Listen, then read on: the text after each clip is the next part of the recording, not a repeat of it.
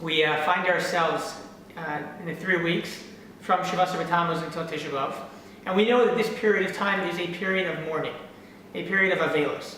What's interesting is that this is not the only type of Avelos in the Torah. Obviously, there's another form of Avelos, and that is when an individual loses an immediate relative. They also go into a period of Avelos. And what I'd like to share with you is a very famous and very brief, beautiful idea from Rav Soloveitchik explaining these two forms of Avelos. One is the Avelos de Rebbeim, the Avelos of the Tzibur, and one is the Avelos, the mourning of the individual upon the loss of a loved one. We know that while these are both forms of Avelos, and while they both go through a natural progression, they're actually completely opposite in the progression that they go through. Let me explain how. When it comes to Avelos de Yachid, when an individual is in mourning for the loss of a loved one, they begin with a very intense form of Avelos, a very intense form of mourning.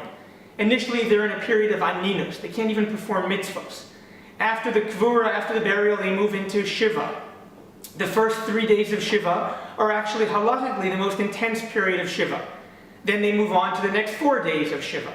After that, the individual moves into what's called Shloshim, a period of mourning which is somewhat less intense than the period of Shiva. After Shloshim is over, the intensity of the mourning decreases once again, and they move into the year-long period of mourning, assuming the individual who died was a parent. We go from Aninus to the beginning of Shiva, to the next stage of Shiva, to Shloshim, and eventually move down into the year-long Avelos. We go from very intense to a much more mellow, mild form of Avelos. However, the 3 weeks, the period that we're in right now, actually works in the exact opposite way.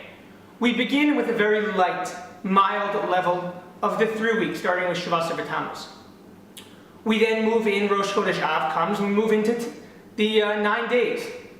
The 9 days is the more intense period of mourning. Then, as we get closer to Tisha B'Av, we move into what's called Shavua Shechalbo, the week in which Tisha B'Av falls, which is an even more intense level of mourning. Erev Tisha B'Av is even more intense. We come to a point we can no longer learn Torah. And we see that the intensity of the mourning actually increases as we get closer and closer to Tisha B'Av itself. And Rav Soloveitchik asks, very simply, why the opposite direction? Why, when it comes to an individual's mourning, do we go from a very intense level of mourning to a much more mild form of mourning? And when it comes to the public mourning over the loss of the Beis HaMikdash, we go from a very mild and then increase in our intensity as we get closer to Tisha B'Av. And Rav Soloveitchik explains very beautifully. When it comes to the loss of a loved one, and when an individual loses someone that they love, they don't need help getting in the mood. They naturally feel the loss of the loved one. And what they need help with is going back to their daily routine, moving back into society. And so the stages of mourning actually take a person from a very intense level of mourning and help guide them back into the fold of everyday life. From a very intense level of mourning and slowly bring them back into their normal life. However, when it comes to mourning for the Beis HaMikdash, this is something that we don't feel naturally. It was so many years ago, something that I can't even relate to. I never saw the Beis HaMikdash.